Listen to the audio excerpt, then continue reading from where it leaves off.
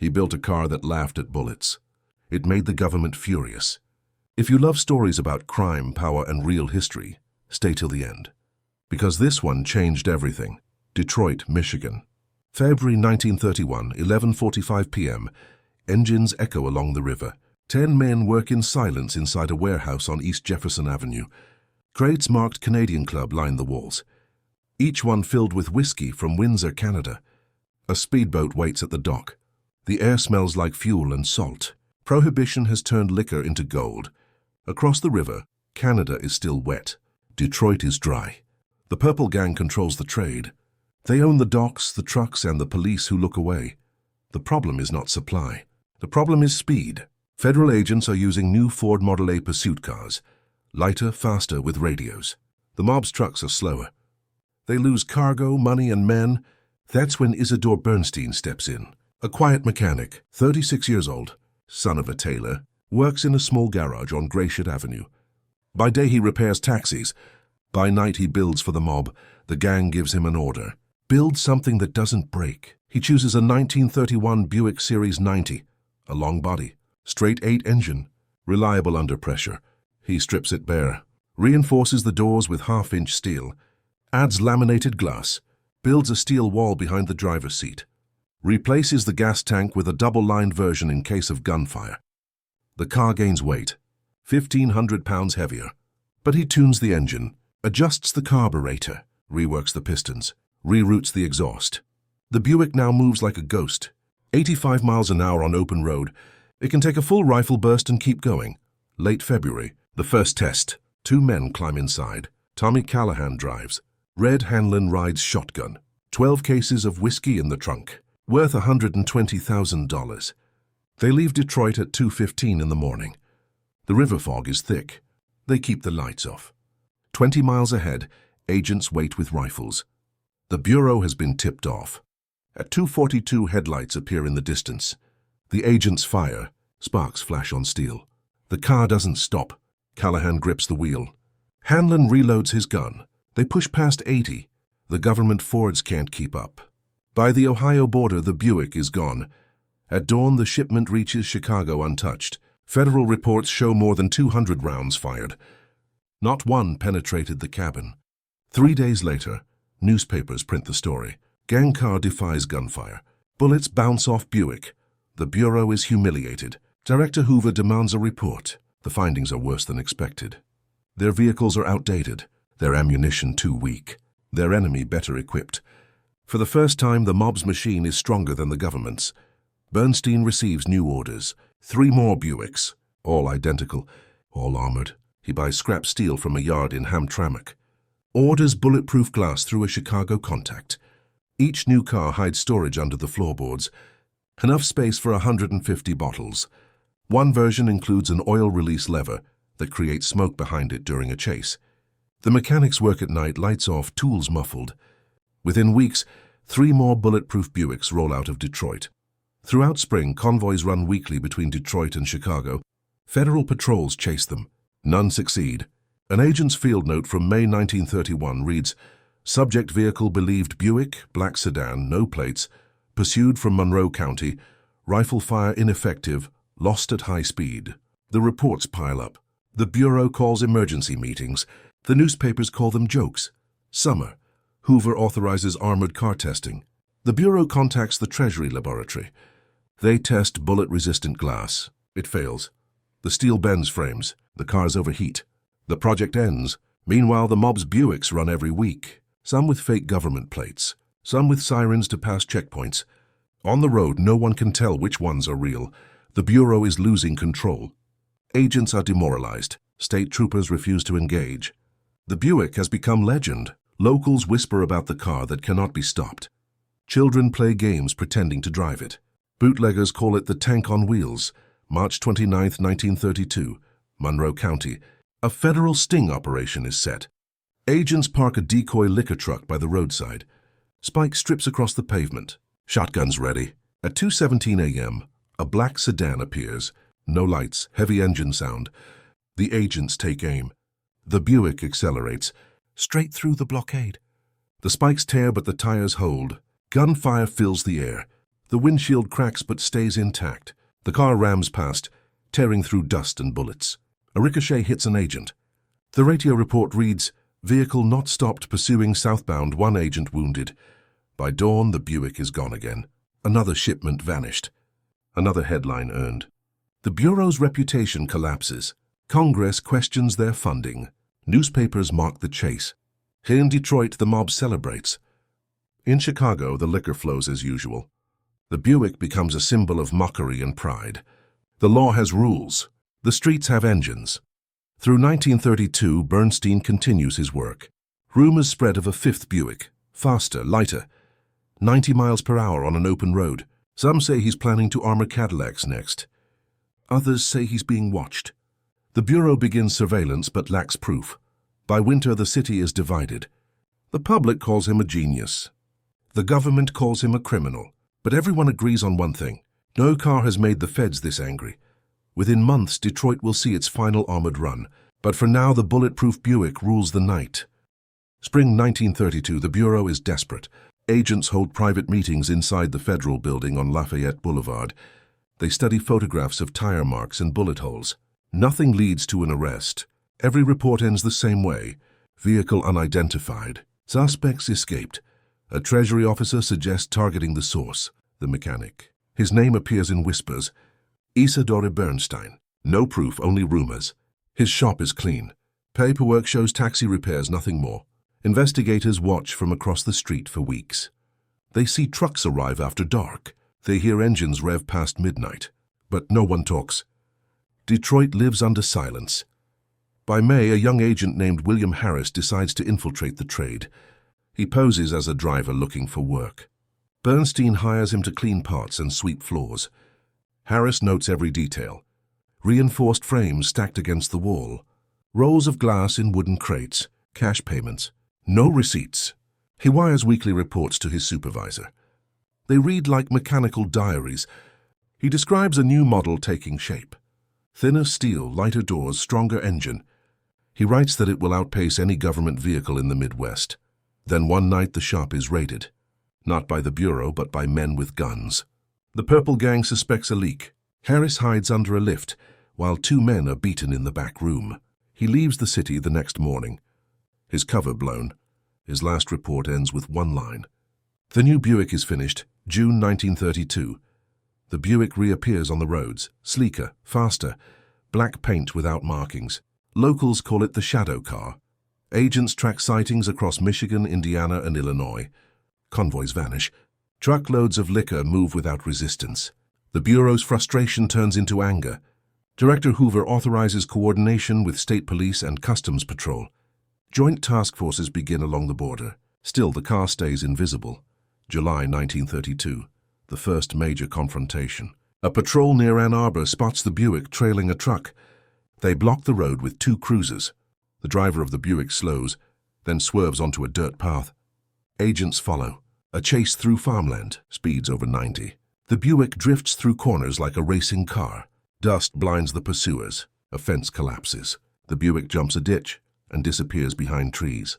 One agent's note later reads, "It moved like it knew the land. The Bureau upgrades again." Ford V8 pursuit cars enter service. Radios improve coordination, but the Buick stays ahead. It is no longer one vehicle. Rumors suggest at least 4 identical cars operating between Detroit, Chicago, and Cleveland. Each one carrying different cargo, each one leaving the same signature. Burnt rubber, empty shells, silence. In August, Bernstein expands his network. He supplies armor to trucks and sedans for rival gangs. The Purple Gang loses monopoly. Tension rises. Street violence follows. 2 mechanics disappear. Police find a burned body outside Pontiac, with metal fragments melted into the flesh. Reporters call it the work of the armored car builder. No charges follow. Autumn brings new pressure. Prohibition is weakening. Congress debates repeal. The mob fears losing its main income. Liquor prices fall. Bernstein begins taking private contracts outside Michigan. His focus shifts from protection to transport. He modifies cars for gambling rackets and extortion runs. The same armor, different purpose. He earns the nickname Iron Izzy, September 1932. A shipment of cash from an illegal casino in Chicago disappears on Highway 41. Witnesses describe a black sedan ramming a guard car off the road. Bullets fired, none effective. The cash equals $200,000. The Bureau links the crime to the Buick. Agents raid warehouses across Detroit. They find tires, steel scraps, and a logbook with coded entries. The handwriting matches Bernstein's invoices. A warrant is issued, October 3rd. Before dawn, agents surround the garage on Gratiot Avenue.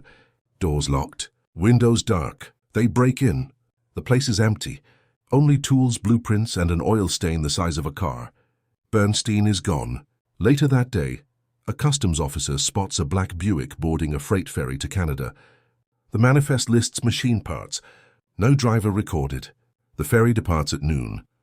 The name disappears from American records. Weeks later, the same car is rumored in Windsor. Canadian police receive tips about armored sedans, escorting liquor convoys east toward Montreal. None are confirmed. U.S. agents issue bulletins to every border post. Stop any Buick with reinforced windows. No one ever does, winter 1932. Internal conflict splits the Purple Gang. Shootings, kidnappings, disappearances. Without Bernstein's engineering, their advantage fades. Competitors move in. Federal raids increase. The era of the untouchable convoy ends. The Bulletproof Buick becomes a ghost story told in bars. Some say it sank in the river. Some say it was sold to a politician in Chicago. Others swear they saw it under a tarp in a Detroit warehouse years later. Inside the Bureau, Hoover orders the first standardized armored pursuit car program. Lessons from the Buick chase shape new policy. Government vehicles begin using laminated glass, stronger engines, and improved communication systems. It marks the birth of modern highway enforcement. But in official files, the name of Isadore Bernstein is barely mentioned. His case remains open, status unknown. By early 1933, repeal of Prohibition becomes reality. Alcohol is legal again. The smuggling empires collapse. Factories retool for legitimate business. Bernstein is never seen in Detroit. Rumors place him in Ontario, working for truck companies. Some say he dies in a workshop fire that year. No records confirm it. The federal government closes dozens of cases linked to his vehicles. Evidence destroyed. Witnesses dead, gang leaders executed or vanished. The story of the car fades from headlines. Only fragments survive in police logs. Black sedan, no plates. Steel doors. Speed unmatched. Historians later trace its influence. The technology, the tactics, the psychological impact. The Buick proved a single craftsman could outthink an entire agency. It forced the government to modernize. It changed how law and crime raced each other on American roads. By the end of 1933, the era of rum-runners is finished. But old agents still talk about the night they emptied their rifles into a car that refused to die. The sound of bullets hitting steel. The sight of taillights fading into darkness. The feeling that the law was slower than the streets. The Buick was never recovered. Some say it was melted for scrap during the war. Others believe it still exists, sealed in concrete beneath an old warehouse by the river. Only one fact is certain. For 2 years, a handmade machine from Detroit humiliated the United States government, and no one ever caught the man who built it. By 1934, Detroit is quieter. The speakeasies are empty. Bars reopen with legal whiskey. The Purple Gang is falling apart. Internal wars have taken more men than the police ever did. Streets that once ran with bootleg convoys now carry families and delivery trucks. But stories about the Bulletproof Buick remain. In the factories, men still whisper about the car that beat the feds. It becomes part of local folklore. Kids growing up near the river hear it from their fathers. The car that could stop bullets. The driver who never hit the brakes. The mechanic who vanished. Federal archives from that year show a new section labeled Vehicle Armoring. Reports mention improved steel alloys and multi-layered glass. The inspiration is uncredited, but every agent knows where it began. The Buick incident had forced the government into a new kind of war, one fought with machines instead of men. Within months, the Bureau starts testing reinforced Fords and Chevrolets for pursuit, each one heavier, faster, more aggressive. The arms race that began in a back-alley Detroit garage becomes standard practice across America. Meanwhile, across the river, another story grows. Canadian police logs describe armored sedans, escorting trucks loaded with tobacco, sugar, and gambling money. No license plates, no identification. They drive in silence, headlights off, engines muffled. Some officers claim the lead car matches the old description, the Buick with the split grille and the uneven rear fender. It is seen twice in early 1934, then never again. One report notes that the car turned east toward Montreal and disappeared. Inside the Bureau, agents debate whether Bernstein is still alive. Some believe he fled to Canada under a new name. Others claim he sold his designs to foreign buyers. One rumor says he was building armored limousines for businessmen tied to old mob families, but no evidence appears. The man had left no fingerprints, no photographs, no financial records. It was as if the mechanic had erased himself along with his work. The Buick, however, refuses to fade. Newspapers still mention it during crime hearings. Journalists call it the ghost car of Prohibition. Even after repeal, the myth serves as a symbol of how close the government came to losing control. It reminds people that innovation doesn't always come from factories or officials. Sometimes it comes from fear, necessity, or greed. Detroit's auto industry had built America's cars. The underworld had turned them into weapons. In 1935, the Bureau introduces its first standardized pursuit vehicle, equipped with armored panels and radio systems. The design quietly mirrors the old Buick layout. Stronger front end, reinforced side doors, smaller rear windows. The lessons from the mob's machine become law enforcement doctrine. It changes how police chase, how smugglers drive, and how America thinks about speed. That same year, agents reopened several old cases linked to the Purple Gang. One file stands out. It includes a blurry photograph taken during a raid near Toledo in 1931. In the background, half covered by shadow, stands a car. Large frame, rounded roof, thick glass reflections. The caption simply reads, "Unidentified vehicle." The case is later closed again for lack of evidence. By the late 30s, the war in Europe begins to influence America's industry. Engineers start experimenting with armored trucks, convoy protection, and heavier engines. The Detroit plants that once built mob cars now produce tanks. Many of the techniques first used by Bernstein reappear in wartime manuals. Reinforced door frames, pressure-sealed fuel lines, split suspension to handle extra weight. The government never acknowledges the connection, but men who worked in the trade recognize the lineage. What began as crime had evolved into defense. Old gang members, retired or imprisoned, still talk about the car. Some claim there were 4 Buicks, not one. Others insist there was only ever one real armored model, and the rest were decoys. None of them can agree on where it ended up. One rumor says it was buried under a warehouse floor after a final run to Chicago. Another says it was stripped for parts. The armor melted down for scrap when Prohibition collapsed. A third version claims a collector bought it secretly, storing it in a barn north of Lansing. No one ever confirms any of them. In 1941, the Bureau officially closes the case file on the Bulletproof Buick. The closing note reads, "Subject vehicle no longer of investigative interest." That single line marks the end of one of the strangest mechanical chapters in American crime. But the influence continues. The FBI's Vehicle Research Division, formed years later, lists the early 30s as its origin point. Behind every technical innovation lies a ghost from that era. Decades pass. The story becomes legend. Mechanics tell apprentices about a man who could build faster than the law could think. Journalists retell the chase in documentaries, filling the gaps with guesses. Each retelling adds a layer of myth. Some say Bernstein worked with Capone's people. Others claim he was part of a government experiment gone rogue. None of it holds up. The only constant is the car, a Buick that no bullet could stop. In 1957, construction workers uncover rusted metal during a demolition near the riverfront. The fragments match early Buick models. The City Museum collects them, but never confirms their origin. Still, the curator labels the display Armored Bootlegger Car, circa 1930. Visitors stop and stare. The legend survives another generation. By the 1960s, the world has changed. Highways replace the dirt roads once used for smuggling. The Bureau has jet-age technology, radios, helicopters, and modern armor, yet the early lessons remain in their manuals. The reports still mention the first-time gangsters had better gear than the government. The first time a single car embarrassed Washington, old-timers in Detroit bars still tell it the same way. They say the car could drive through gunfire and never stall. They say the mechanic was polite, never raised his voice, never carried a gun. They say when the Bureau raided his shop, he was already gone, standing on a dock watching his creation disappear into the fog. No one knows if it's true. But that's how the story lives. Half fact, half smoke. Historians eventually place the Buick alongside other criminal innovations of the era. Hidden compartments, encrypted radios, getaway routes mapped like military operations. It represents a shift from muscle to machinery, from fists to engineering. In that sense, Bernstein's Buick becomes the blueprint for every armored car built after. In later decades, collectors and car historians continue searching. Some claim to have found parts, a door panel here, a fragment of glass there. None can prove authenticity.